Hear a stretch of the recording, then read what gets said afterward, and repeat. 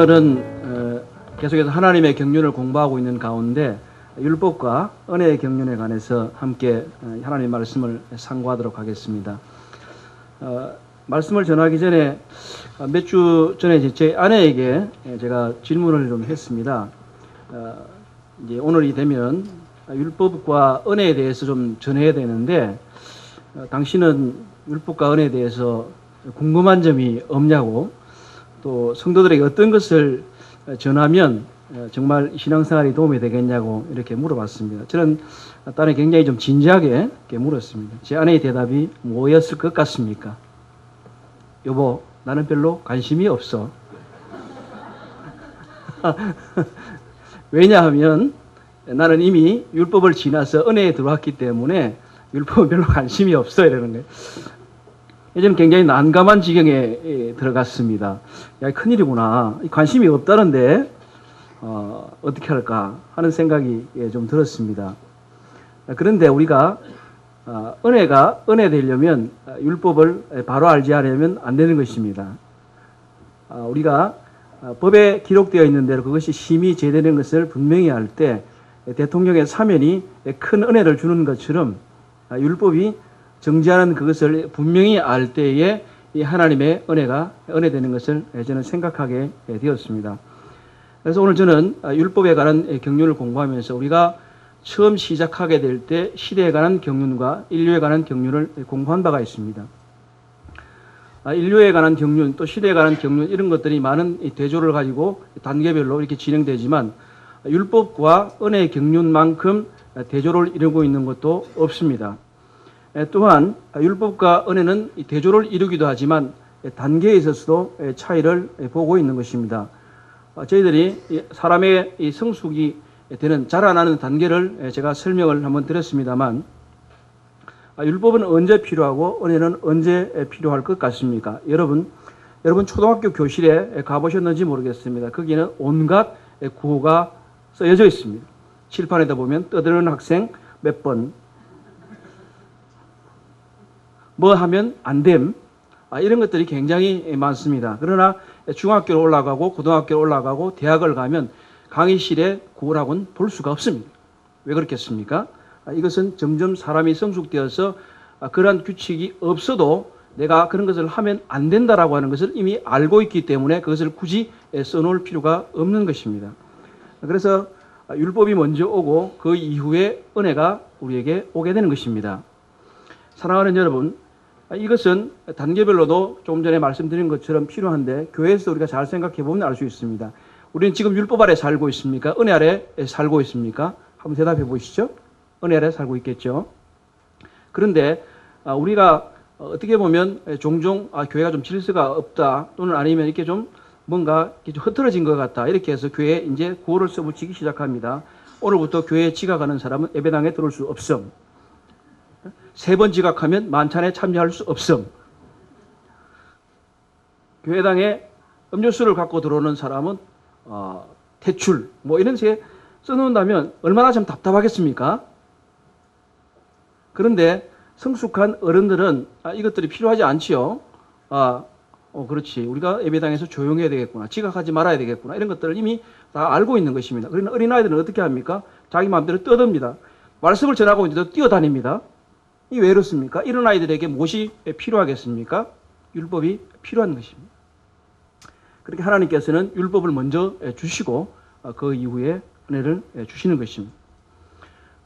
저는 율법과 은혜에 관한 경륜을 함에 있어서 한 시간에 이걸 과연 다 할 수 있을까 하는 그런 어려움이 있었습니다. 보십시오. 이게 또 굴러다니지 않습니까?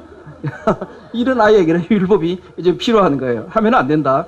이렇게 하면 엉덩이가 열대다, 이렇게 돼야 되는 것입니다. 도저히 그것을 다 할 수 없다고 생각이 되어서 저는 이런 율법을 좀 더 잘 알아야 되겠다는 생각을 하게 됐습니다. 많은 경우에 있어서 우리가 율법에 대한 3가지 태도를 이미 다 배워왔습니다. 율법주의와 반율법주의와 갈라디안주의라고 하는 것이 그것인데, 이미 지난번 갈라디아서를 강의할 때 상고를 했습니다. 그래서 그것은 율법주의에 관한 얘기는 로마서와, 그리고 반율법주의에 대한 또는 무율법주의에 대한 얘기는 야고보서, 그리고 갈라디안주의라고 하는 것은 갈라디아에서 이 세 가지를 통해서 우리가 이미 그걸 잘 알 수가 있습니다. 그래서 이 율법에 관해서 좀 더 좀 알 필요가 있다는 생각을 하게 되어서 오늘은 제가 율법과 은혜를 함께 다루긴 하겠지만 율법에 대해서 조금 더 관심을 가지고 다루길 것이고, 다음 주에는 한 번 더 하게 될 텐데, 이때는 역시 율법과 은혜의 대조적인 측면을 다루긴 하겠지만 이 은혜로 사는 것이 도대체 무엇인가, 과연 은혜로 산다, 은혜로 산다라고 말은 하지만 정말로 은혜로 사는 것이 무엇인가에 대해서 깊이 좀 더 생각해보는 시간을 내주에 갖기를 원하는 그런 마음이 있습니다. 나오고 있죠?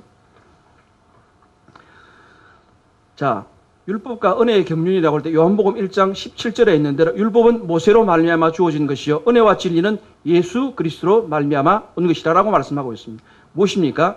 율법은 수혜자가 모세인 것이고 은혜와 진리는 우리 주 예수 그리스도로 말미암은 것입니다. 여기서 벌써 다른 차이를 우리가 볼 수가 있는 것입니다.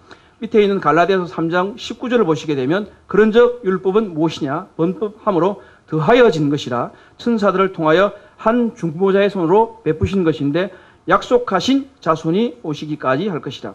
여러분 성경에 출애굽기 19장을 펴주시기 바랍니다.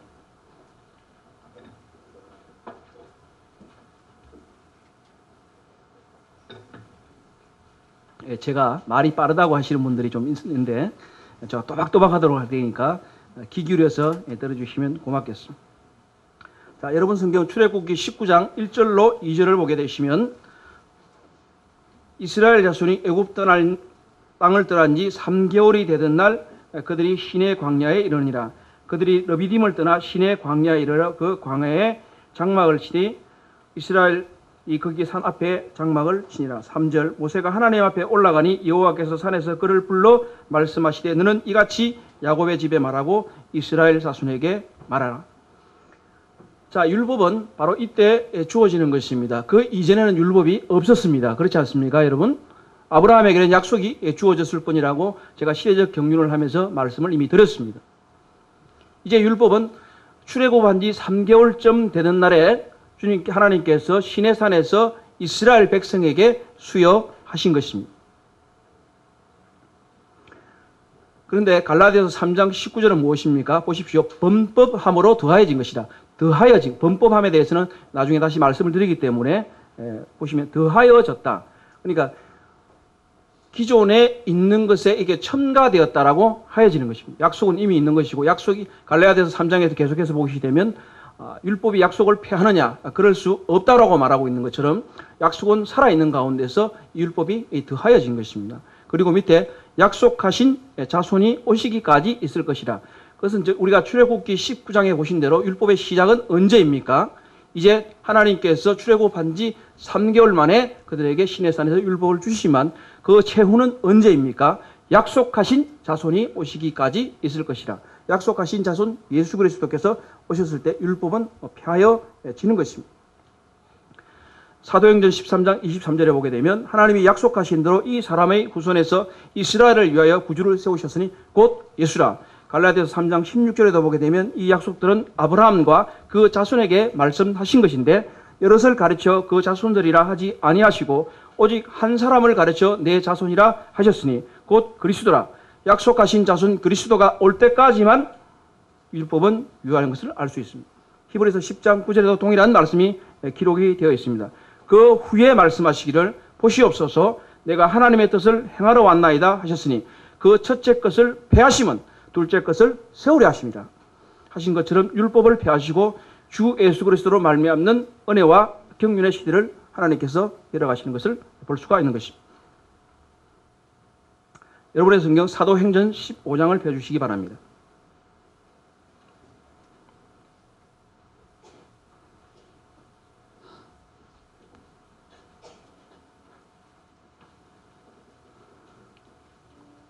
다 펴셨죠? 사도행전 먼저 15장 1절입니다. 어떤 사람들이 유대로 내려와서 형제들을 가르치되 너희가 모세의 법대로 할례를 받지 아니하면 능히 구원을 받지 못하리라 하니 5절 바리새파 중에 어떤 믿는 사람들이 일어나 말하되 이방인에게 할례를 행하고 모세의 율법을 지키라 명하는 것이 마땅하다. 자, 이제 우리 주님께서 돌아가시고 성천하신 다음에 제자들이 복음을 전해서 이방인들에게도 이제 복음이 전해졌습니다. 그런데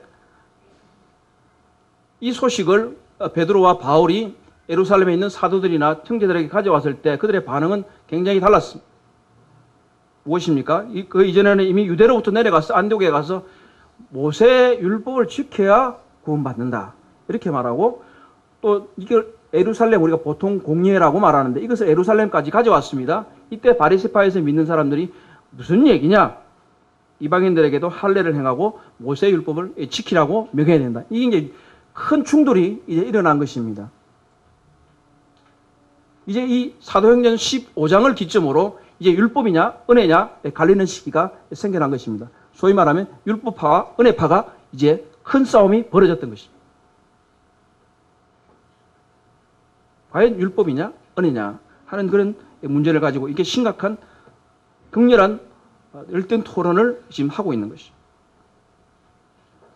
자, 기록되어 있는 사도행전 15장 15절로 18절을 한번 보시게 되면, 선지자들의 말씀이 이와 일치하도다. 기록된 바 이후에 내가 돌아와서 다윗의 무너진 장막을 다시 지으며 또 그 허물어진 것을 다시 지어 일으키리니 이는 그 남은 사람들과 내 이름으로 일컬음을 받는 모든 이방인들을 주를 찾게 하려 함이라 하셨으니, 즉 예로부터 이것을 알게 하시는 주의 말씀이라 함과 같으니라.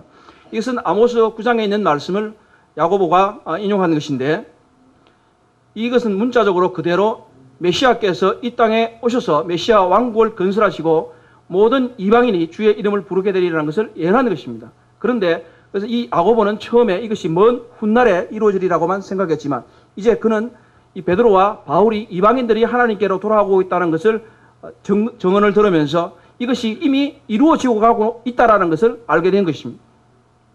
그래서 이방인들이 이제 하나님께로 돌아온다라고 하는 것을 이제 야고보가 인정하고 그에 대해서 말하고 있는 것입니다. 자, 베드로의 정언을 한번 보시겠습니까? 같은 사도행전 15장에 기록되어 있죠. 8절, 9절. 5절에 보면 바리새파 중에 말하고 있는 것 가운데에서 이제 6절부터 이후에 베드로가 이 말을 하는 것입니다. 사도행전 15장 8절과 9절. 또 마음을 아시는 하나님이 우리에게와 같이 그들에게도 성령을 주어 정언하시고 믿음으로 그들의 마음을 깨끗이 하사 그들이나 우리나 차별하지 아니하셨느니라 라는 말씀을 이제 하고 있는 것입니다. 유대인이나 이방인이나 차별 없이 하나님의 은혜로 구원받는다는 것을 이제 이 소위 말하는 수석 제자가 말하고 있는 것입니다. 11절에도 뭐라고 말하고 있습니까? 그러나 우리는 그들이 우리와 동일하게 주 예수의 은혜로 우리는 구원받는 줄을 믿노라 하는 것입니다. 율법은 구원할 수가 없기 때문에 주 예수의 은혜로 누구나 차별 없이 유대인이나 이방인이나 할 것 없이 주 예수의 은혜로 구원받는다고 하는 이 은혜의 경륜을 말씀하고 있는 것입니다. 좀 전에 보았던 야고보의 증언을 다시 한 번 더 볼까요? 15장 14절로 18절에 있는 전반절에 있는 말씀입니다. 말을 마침에 야고보가 대답하여 이르되 형제들아 내 말을 들으라. 하나님이 처음으로 이방인 중에서 자기 이름을 위할 백성을 취하시려고 그들을 돌보신 것을 시몬이 말하였도다. 선지자의 말씀이 이와 일치하도다. 베드로가 말했던 것처럼 이 예루살렘 공의회의 수장격인 야고보도 그와 동일하게 말하고 있는 것을 보게 됩니다. 여기서 보게 되면 율법은 우선 이스라엘에게 주어졌고 이제는 율법의 경륜이 폐해졌을 뿐만 아니라 모든 사람이 차별 없이 은혜로 구원받는다는 것을 말해주고 있는 것입니다. 자, 그러면 이제 다음 것을 말하기 전에 좀 말씀을 드리겠습니다. 이제 은혜가 시작되고 율법은 한시적이었다는 걸 말씀드렸습니다. 그 기능에서도 대단히 제한적이라는 것을 말씀을 드리게 될 텐데, 그러면 하나님께서 왜 이런 한시적이고 그 목적이 제한적인 율법을 주셨을까 하는 것입니다. 하나님은 완전하시고 완벽하시고 거룩하시고 흠이 없는 이분이 왜 흠이 있다고 말해주고 있고 또 어떤 경우는 한시적이고 제한적인 율법을 왜 주셨을까 하는 것입니다. 하나님이 정말 필요 없는 것을 주셨는가 하는 것입니다. 그래서 저는 하나님께서 이스라엘에게 율법을 주신 목적을 좀 몇 가지 살펴보도록 하겠습니다. 미국의 저명한 성경학자인 드와이드 펜테코스트라고 하는 분이 10가지로 이것을 요약해 두었는데, 저는 이것을 조금 더 정리를 해서 하나님께서 율법을 주신 목적에 관해서 6가지로 좀 나누어서 설명을 드리도록 하겠습니다. 역시 율법은 흥미가 없군요.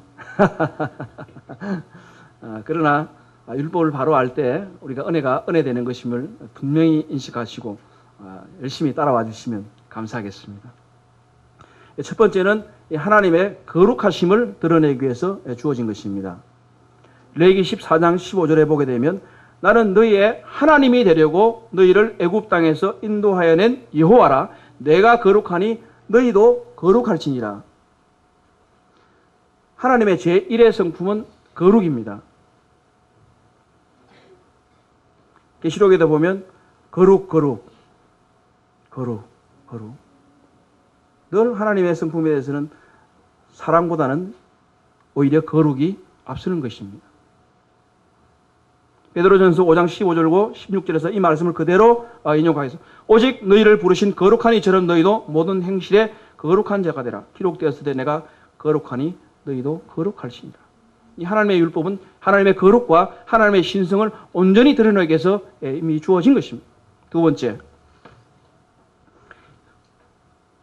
이스라엘을 다른 민족과 분리하고 이스라엘이 하나님 나라의 제사장이 되도록 하시기 위해서 주어진 것입니다.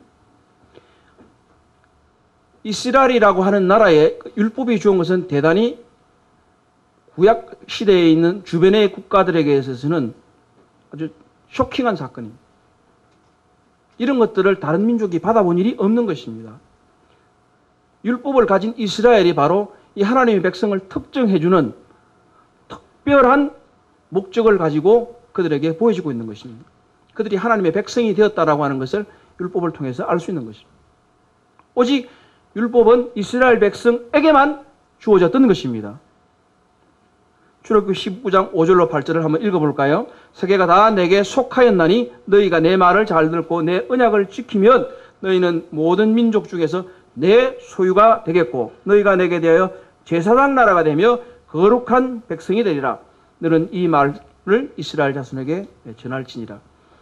물론 이 언약의 성립에 있어서 조건적인 언약이다, 무조건적인 언약이다 하는 말들이 있는데 이것은 오늘 다룰 하는 주제들이 아니기 때문에 말씀을 드리지는 않겠습니다만, 이스라엘이 율법 가운데 들어가게 될 경우에 이들의 주어지는 혜택은 무엇입니까? 잘 보십시오. 내 모든 민족 중에서 내 소유가 되겠고 또는 너희가 내게 대하여 제사장 나라가 되며 거룩한 백성이 되리라고 하는 것입니다. 이스라엘은 하나님께서 특별하게 구분하신 그 하나님의 특별한 애정이 담긴 하나님의 소유물이 된 것입니다. 그래서 이후로부터 하나님의 모든 관심이, 하나님의 눈이 이스라엘을 향해서 가고 있는 것입니다. 늘 하나님의 마음은 이스라엘에게 가고 있는 것입니다. 이 신약 시대를 살아가는 많은 사람들이 이스라엘이 우리하고 무슨 상관이 있는가 하는 얘기들을 하지만 이스라엘을 알 때에 비로소 우리는 우리들의 신분을 정확하게 알 수 있는 것입니다. 시편 127편에도 보게 되면 예루살렘을 사랑하라. 예루살렘을 사랑하는 자가 축복을 받을 것이며 라고 하는 것이 기록이 되어 있습니다. 세 번째, 하나님께서 율법을 주신 것은 사람의 재성을 드러내고 폭로하시기 위해서 주어진 것입니다. 우리가 좀 전에도 읽었지만 갈라디아 3장 19절에 무엇입니까? 그런즉 율법은 무엇이냐? 번법함으로 더해지는 것이라. 천사들을 통하여 한 중보자의 손으로 베푸신 것인데 약속하신 자손이 오시기까지 번법함으로 죄를 인하여 죄 때문에 3장 23절 로마서 3장 23절 모든 사람이 죄를 범하였음에 하나님의 영광에 이르지 못하더니 율법의 표준을 통해서 사람은 하나님의 영광의 표준에 전혀 이를 수가 없구나. 사람은 죄인이구나. 이런 것들을 분명하게 드러내주는 것입니다. 법이 없으면 죄를 할 수가 없는 것입니다. 죄는 율법이 있기 전에도 있었습니다. 그러나 성경 다른 데 보게 되면 율법이 있기 전에도 죄가 있었으나 죄가 온 후에 죄가 범법으로 드러났다라고 하는 것입니다. 어떤 경우는 얘들은 죄가 죄인지를 몰라요. 율법이 그들에게 주어지지 않았기 때문에. 근데 오늘부터 교회에서 떠드는 건 죄야, 벌금이야 하면 그때부터 죄입니다. 불법이라는 거죠. 죄는 이미 있지만 그때부터 불법이 되는 것입니다. 그래서 그때부터 불법을 드러내시기 위해서 하나님께서는 율법을 주셨습니다. 네 번째, 하나님과의 교제에 요구되는 거룩함을 나타내기 위해서 하나님께서는 율법을 주셨습니다. 첫 번째 뭐라고 했습니까? 하나님께서 하나님 자신의 거룩함을 드러내기 위해서 율법을 주셨다고 제가 말씀을 드렸습니다. 이와 관련되어서 하나님이 거룩하시기 때문에 거룩한 분과 교제하려면 어떻게 해야 되겠습니까? 나도 거룩해야 되는 것입니다. 시편 23편 3절에서 5절 여호와의 산에 오를 자가 누구며 그의 거룩한 곳에 설 자가 누구인가? 곧 손이 깨끗하며 마음이 청결하며 뜻을 허탄한 데에 두지 아니하며 거짓 맹세하지 아니하는 자로다. 그런 여호와께 복을 받고 구원의 하나님께 의를 얻으리니. 하나님께서 내가 거룩하니 너희도 거룩하라고 하셨던 그 말씀대로 율법이 말하는 그 거룩함으로 이 하나님께 나아가야 된다는 것을 이 시편 기자는 고백하고 있는 것입니다. 다섯 번째, 이제 중요한 목적 가운데로 들어왔습니다. 우리는 하나님의 거룩도 나타내고 죄도 말했습니다. 가장 이제 최종적인 목적을 통해 이제 나아가고 있는 것입니다. 율법의 다섯 번째, 예수 그리스도를 드러내시기 위해서 하나님께서 율법을 주셨습니다. 누가복음 24장 44절 또 이르시되 내가 너희와 함께 있을 때 너희에게 말한 바 곧 모세의 율법과 선지자의 글과 시편의 나를 가리켜 기록된 모든 것이 이루어져야 하리라 한 말이 이것이니라. 모세의 율법에 뭐만 기록되어 있나요? 의식법만 기록되어 있나요? 제사법만 기록되어 있나요? 그게 아니잖아요. 그렇지 않습니까? 보십시오. 모세의 율법에 기록된 모든 것을 드러내려 하십니다. 그리스도에 대해서.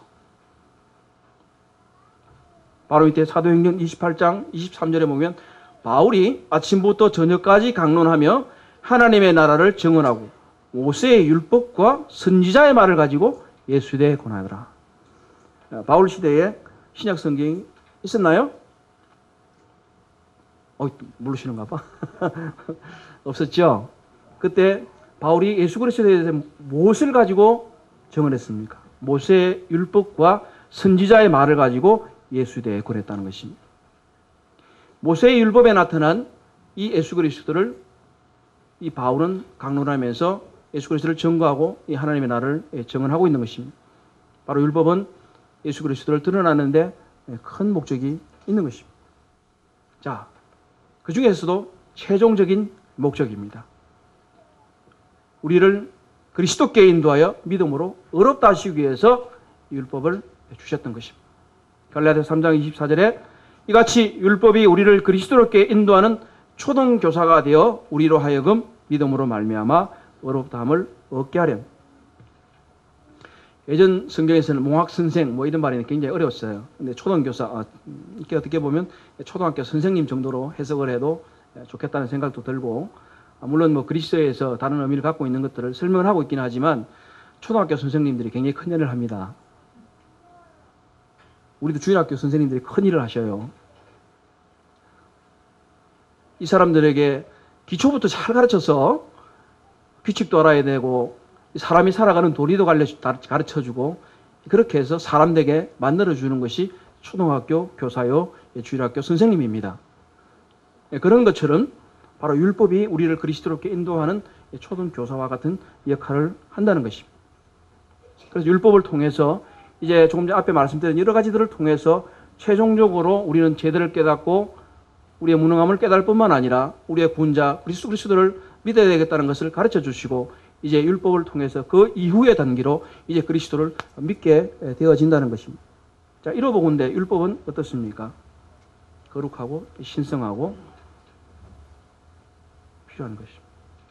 하나님께서 주신 율법이 흠투성이라거나 문제가 있는 것이라거나 필요 없는 것이거나 이런 것이 아닌 것입니다. 조금 후에 설명을 드리겠지만 율법은 율법이 설계되어진 대로 율법이 그 목적대로 사용될 때 그 율법은 신성하고 거룩하고 의로우며 선한 것입니다. 자, 제가 방금 말씀드린 대로 율법은 거룩하고 의로우며 선하고 말씀드렸는데 율법은 또 결함이 있다고 성경은 말하고 있습니다. 도대체 무엇을 따라야 될지 잘 모르겠습니다. 그러나 차근차근하게 한번 살펴보십시다. 히브리서 8장 7절. 저 첫 언약이 모험하였다면 둘째 것을 요구할 일이 없어서려니와. 첫 언약이 모험하지 않았다고 말하고 있는 것입니다. 흠이 있다고 말하고 있는 것이죠. 그래서 둘째 것을 요구한다 하는 것. 히브리서 9장 10절에 보면 이런 것은 먹고 마시는 것과 여러 가지 씻는 것과 함께 육체의 예법일 뿐이며 계획할 때까지 맡겨두었다. 그래서 율법은 흠이 있다 또는 계획할 때까지 맡겨두었다라고 말하고 있는데 왜 그런가를 일단 한번 보시도록 하겠습니다. 자, 율법의 결함은 이제 몇 가지가 있는데 첫 번째, 율법은 사람을 죄 가운데 가두어 두었다라고 하는 것입니다. 갈라디아서 3장 22절로 23절에 보시게 되면 그러나 성경이 모든 것을 죄 아래 가두었으니 이는 예수 그리스도를 믿음으로 말미암아 약속을 믿는 자들에게 주려 하심이라. 믿음이 오기 전에는 우리는 율법 아래 매인바 되고 계시될 믿음의 때까지 갇혀 선지라. 율법은 풀어놓아 주는 것이 아니라 가두어 두는 것입니다. 그래서 흠이 있다라고 말하는 것입니다. 율법은 사람을 묶어 두었습니다. 갈라디아서 4장 1절로 3절. 내가 또 말하노니 유업을 이을 자가 모든 것의 주인이나 어렸을 동안에는 종과 다름이 없어서 그 아버지가 정한 때까지 후계론과 청지기 아래에 있나니 이와 같이 우리도 어렸을 때에는 이 세상의 초동망문 아래에 있어서 종로로 하였나니 종으로서 묶인 삶을 살아가게 하는 것이 율법이라는 것입니다. 자유자가 아니라 종이라는 것입니다. 갇혀있고 또 자유하지 못하고 한 상태에 있었던 겁니다. 또 하나는 무엇입니까? 율법은 사람을 완전케 할 수 없었습니다. 히브리서 10장 1절로 2절에 보시게 되면 율법은 장차 올 좋은 일의 그림자일 뿐이요 참 형상이 아니므로 해마다 늘 드리는 같은 제사로는 나오는 자들을 언제나 온전하게 할 수 없느니라. 그렇지 아니하면 섬기는 자들이 단번에 정결하게 되어 다시 죄를 깨달는 일이 없으려니 어찌 제사되는 일을 그치지 아니하였으리요. 율법은 사람을 가두어 뒀고 율법은 사람을 종노릇하며 묶어 두었을 뿐만 아니라 율법은 사람을 완전하게 할 수도 없었습니다. 자, 그러면 로마서 7장 12절에 있는 대로 이로보건대 율법은 거룩하고 계명도 거룩하고 의로우며 선하도다 라고 말하는 것과 제가 조금 전에 말씀드린 율법은 가두어둔 일을 하는 것이고 사람을 묶어두고 사람을 완전케 할 수 없는 것과 정말 상치되는 반대되는 것과 같이 보이지 않습니까? 근데 어째서 로마서 7장 12절은 이로보건대 율법은 거룩하고 계명도 거룩하고 의로우며 선하도다 라고 말하고 있을까요?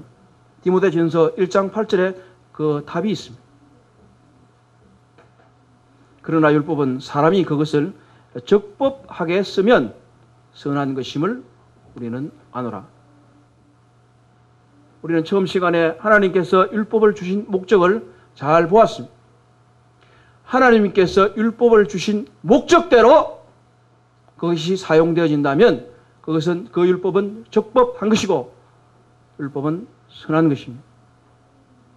율법을 바로 쓰지 않기 때문에 율법이 흠이 있다, 잘못됐다고 말하지만 그 흠 자체가 율법의 올바른 용도인 것입니다. 율법은 사람을 가두어 두고 율법을 묶어두고 율법을 완전케 할 수 없기 때문에 완전한 대로 나아가게 하는 역할을 하는 것이 바로 율법의 역할인 것입니다. 그러면 이제 어떻게 율법을 사용하는 것이 적법한 것인지 구체적으로 한번 보도록 하겠습니다. 자, 7장 12절을 이미 읽어드렸습니다만 7장 13절에 뭐라고 되어 있습니다. 그런즉 선한 것이 내게 사망이 되었느냐? 그럴 수 없느니라. 오직 제가 죄로 드러나기 위하여 선한 그것으로 말미암아 나를 죽게 만들었으니 이는 계명으로 말미암아 죄로 심히 죄 되게 하렵니다. 7장 12절에 거룩하고 거룩하다 선하다라는 말씀을 이제 하시면서 그 이유가 바로 뭐냐? 제가 죄로 드러나게 하는데 유용하기 때문에 이것은 율법도 거룩하고 계명도 거룩하고 의로우며 선하다라고 말할 수 있는 것입니다. 로마서 7장 7절에 조금 더 분명하고 구체적으로 말을 하고 있는데, 그런즉 우리가 무슨 말하리요? 율법이 죄냐? 그럴 수 없느니라. 율법으로 말미암고는 내가 죄를 알지 못하였으니 곧 율법이 탐내지 말라 하지 아니하였더라면 내가 탐심을 알지 못하였으리라. 율법이 있기 때문에 뭐라고요? 탐심이 죄다라는 걸 이제 알게 됐다는 거죠. 율법은 바로 우리의 붉은 얼굴을 거울로 보는 것과 같은 그런 기능을 해주고 있는 것입니다. 율법을 통해서 우리를 돌아보고 이것이 죄구나. 정말 잘못되었구나. 라고 율법을 사용하게 된다면 율법을 적법하게 잘 사용하는 것이라는 것입니다. 두 번째, 디모데전서 1장 8절도 읽어드렸습니다. 그러나 율법은 사람이 그것을 적법하게만 쓰면 선한 것임을 우리는 아노라. 디모데전서 1장 9절입니다.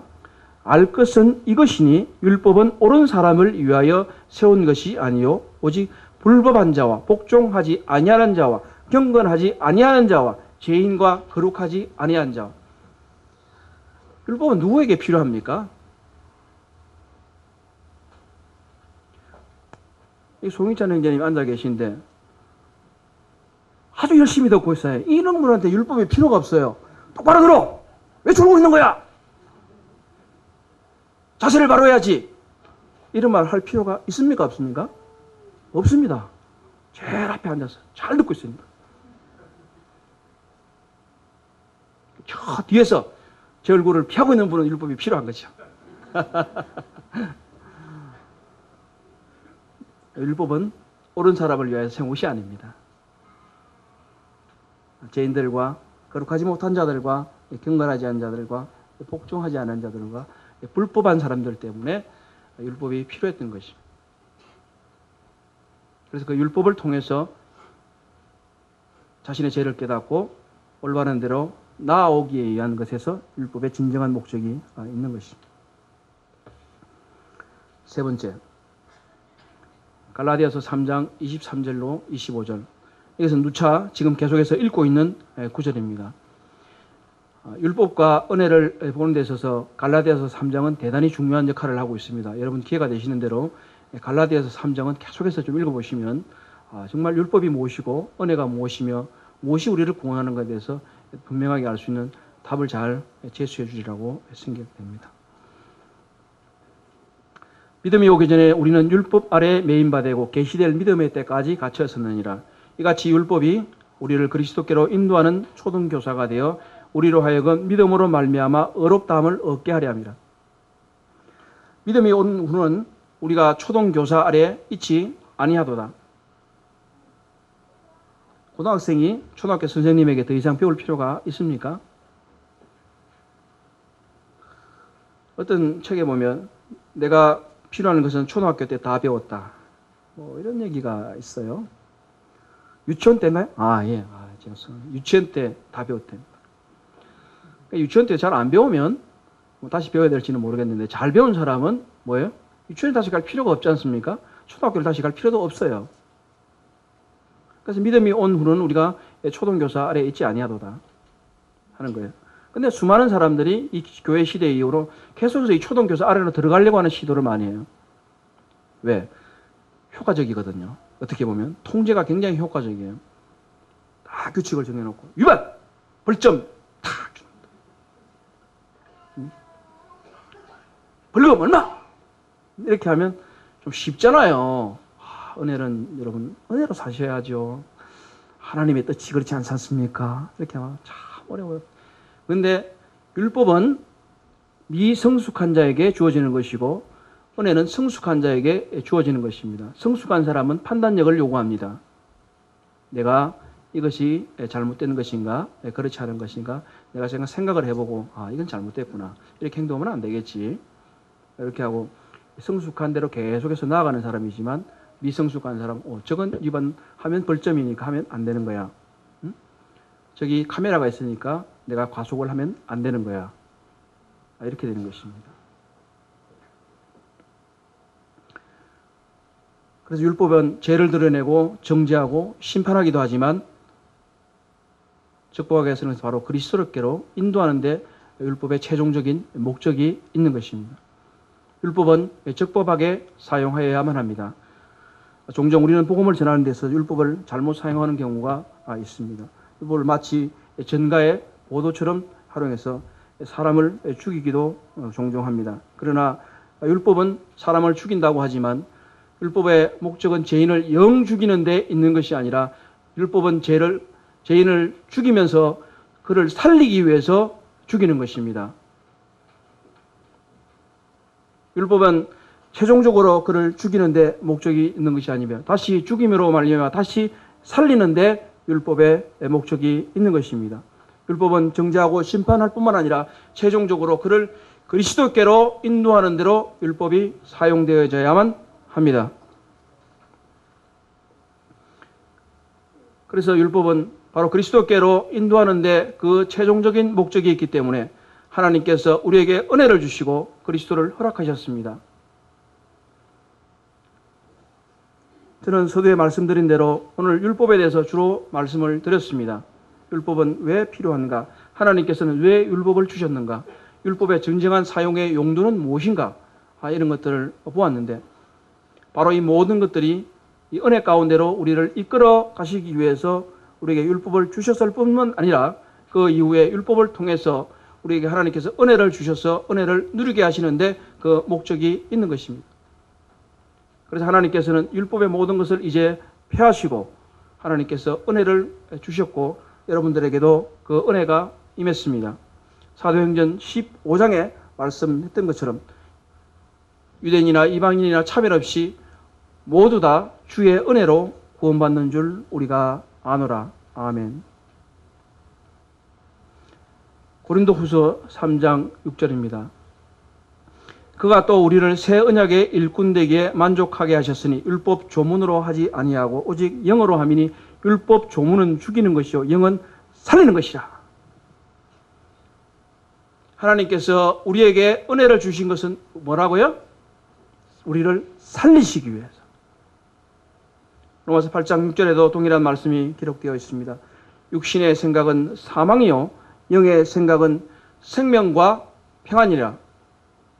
하나님께서 우리에게 은혜를 주신 것은 우리에게 그리스도를 보내주신 것은 바로 우리를 살리시고 우리에게 생명을 주시고 우리에게 평안을 주시기 위해서 하나님께서 은혜를 주신 것입니다. 여러분 생명을 얻으셨습니까? 생명을 얻으셨습니까? 크게 하세요. 괜찮아요. 부끄럽게 생각하지 마세요. 평안을 허락하셨습니다. 다음 고린도후서 3장 17절에 있는 대로 주는 영이시니 주의 영이 계신 곳에는 자유가 있느니라. 아까 율법의 흠을 얘기할 때 뭐라고 했습니까? 율법은 우리를 묶어두고 율법은 우리를 가두어둔다는 것입니다. 그런데 하나님께서 율법과 대조되는 가장 차별이 되는 이 은혜를 주신 것은 무엇입니까? 율법의 기능은 묶어두고 가둬두는 것이지만 하나님께서는 우리에게 은혜를 주셔서 주는 영이시니 주의 영이 계신 곳에는 자유가 있느니라. 진리를 알지니 진리가 너희를 자유케 하리라. 여러분에게 자유를 주시려고 우리 주님께서 오셔서 십자가에 못 박히시고 그의 물과 피를 모두 다 흘리시고 돌아가셨던 것입니다. 그래서 갈라디아서 5장 1절은 이렇게 권면합니다. 그리스도께서 우리를 자유롭게 하려고 자유를 주셨으니 그러므로 굳건하게 서서 다시는 종의 멍에를 매지 말라. 종의 멍에를 매지 말라고 하는 것입니다.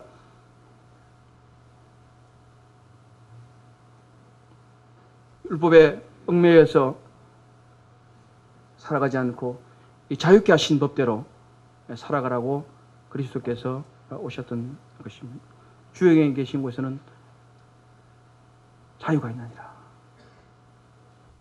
심령의 평안을 누리시고 자유를 누리시기 바랍니다. 주께서 다시 오시는 날 또는 우리가 먼저 죽을 때라도 하나님께서는 우리를 영접하시고 주 예수 그리스도와 교제케 하실 것입니다.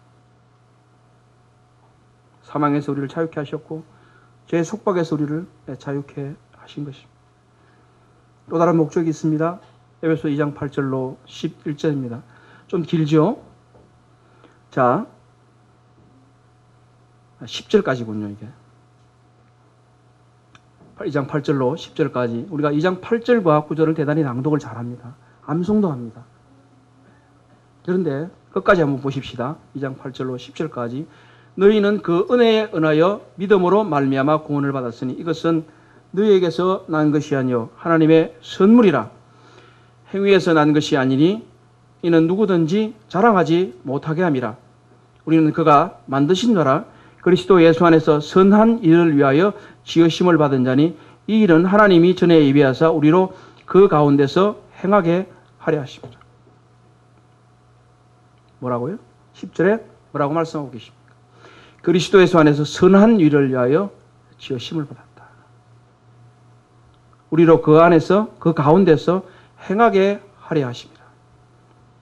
여러분이 또는 제가 하나님의 그 은혜를 인해서 우리 주 예수 그리스도의 은혜를 인해서 믿음으로 말미암아 구원을 받았습니다. 이것은 우리에게 난 것이 아니고 하나님의 선물입니다. 행위에서 난 것도 아닙니다. 우리 누구든지 자랑할 수 없습니다. 그런데 이 목적이 무엇입니까? 기쁘다. 나는 천국 간다. 여기서 스탑입니까? 그렇지 않다는 것이죠. 하나님께서 우리에게 은혜를 주신 것은 무엇입니까? 선한 일을 위하여 그 가운데서 행하게 하려 하십니다. 율법은 선을 행하게 할 수 있는 능력이 없습니다. 그러나 우리는 그리스도께서 우리를 죄를 위해서 돌아가시고 부활하셨다는 걸 믿음으로 그리스도 예수를 구주로 영접한 이후에 우리는 불현듯 선을 행하고 싶은 마음이 생겨나기 시작합니다. 이렇게 저 사랑하는 사람들에게 내가 선을 베풀어야 되겠구나. 사랑을 베풀어야 되겠구나. 이런 마음들이 내 가운데 생겨나는 것을 알게 됩니다. 또 어떤 때는 그렇지, 성경을 읽어야지. 하나님의 말씀인데. 또 사랑하는 성도들과 교제를 해야지. 이런 마음들이 우리에게 생겨나는 것입니다. 왜 그렇습니까? 하나님이 바로 우리에게 은혜를 주셨고 성령을 허락하셨기 때문에 우리들의 마음 가운데 그런 것들이 일어나기 시작하는 것입니다. 그런데 이것을 점점 더 거절하면 되겠습니까?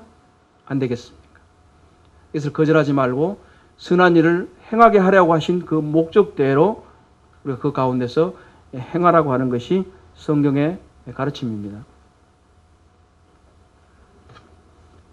다음은 디도서 2장 11절로 14절입니다. 이것도 제법 길지만 함께 보시도록 하겠습니다. 모든 사람에게 구원을 주시는 하나님의 은혜가 나타나 우리를 양육하시되 경건하지 않은 것과 이 세상 정욕을 다 버리고 신중함과 의로움과 경건함으로 이 세상에 살고 복스러운 소망과 우리의 크신 하나님 구주 예수 그리스도의 영광이 나타나심을 기다리게 하셨으니 그가 우리를 대신하여 자신을 주심은 모든 불법에서 우리를 속량하시고 우리를 깨끗하게 하사 선한 일을 열심히 하는 자기 백성이 되게 하십니다. 선한 일에 관해서는 조금 전에 말씀드렸지만 마지막 부분에 있는 말씀이 무엇입니까? 자기 백성이 되게 하려 하십니다. 하나님께서 구약시대에 이스라엘에게 언약을 주시고 그들을 하나님의 백성으로 삼으셨습니다. 오늘날 이 신약에 이르러서 그리스도 예수를 통해서 하나님께서 이방인들에게도 은혜를 주셔서 이방인들도 역시 하나님의 백성으로 삼아 주셨습니다. 그래서 우리는 이방인이나 유대인이나 할 것 없이 이제 차별 없이 이 교회로 모여서 이 하나님의 은혜를 받고 선한 일을 열심히 하는 이 하나님의 백성이 되게 하는데 하나님께서 은혜를 주신 바로 최종적인 목적이 있는 것입니다. 야고보서나 다른 모든 많은 서신들에 있어서 말하고 있는 것처럼 너희가 선한 일을 행하라. 그리해서 너희를 악행한다고 비난하는 자들을 인해서 하나님께서 영광을 받으시게 하라. 그런 말씀들도 주고 있는데 많은 부분에 있어서 그리스도인들이 오히려 어떤 경우에 악행한다, 또는 선하지 못하다는 비난을 받는 경우들이 종종 있는 것을 보게 됩니다. 이것은 하나님의 은혜를 은혜되지 못하게 하는 태도입니다. 그래서 이러한 것들 때문에 많은 부분들에 있어서 신율법주의 같은 것들이 등장을 하게 되고, 어떻게 하면 믿은 그리스도인이든지 아니면 기독교인이 되었든지 간에 사람들을 통제할 수 있는 수단이 뭐가 없겠는지, 무슨 훈련이다, 이런 것들 참 많이 합니다. 훈련에 전혀 필요성이 없는 건 아니지만 진정으로 우리가 은혜로 알고 살아갈 수 있는 것은 무엇입니까? 은혜를 바로 인식하고, 왜 하나님께서 우리에게 이런 은혜를 주셨는가? 선한 일을 하는 자기 백성이 되게 하시려고 하신 이 하나님의 크신 목적이 우리들에게 있다고 할 것 같으면 우리는 어떻게 살아야 하겠습니까?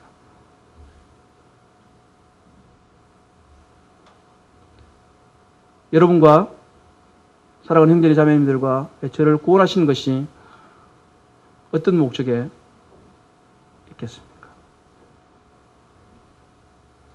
바로 선한 일을 열심히 하는 자기 백성이 되게 하려 하십니다.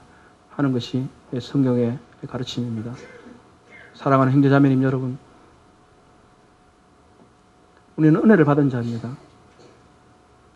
어떻게 율법 행실에 있는 자보다 우리가 더 하지 못한 삶을 살아간다는 것은 참으로 어불성설입니다.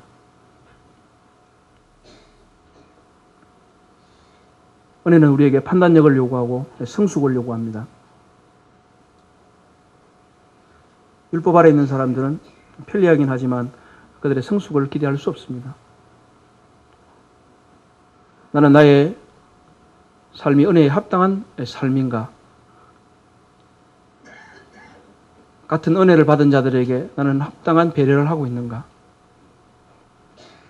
이런 것들이 우리의 성숙과 신앙의 성장의 척도가 되는 것입니다. 율법은 그것을 위반하지 않으면 잘하는 것이고 위반하면 처벌을 받는 것이지만, 은혜는 비록 눈에는 보이지 않지만 보다 더 높은 기준을 가지고 우리의 삶을 이끌어가는 기준입니다.